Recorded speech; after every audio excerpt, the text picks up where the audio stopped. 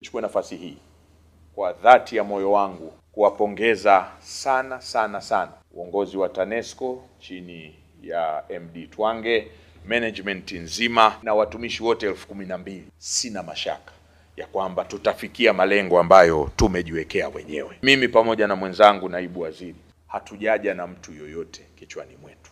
Timu tunaoikuta ndio timu yetu.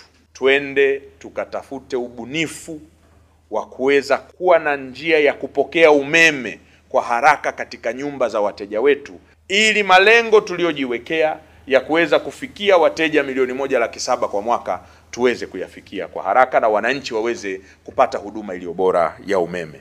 Nisisitize, usimamizi wa miradi inaisha kwa wakati kwa kuzingatia mikataba.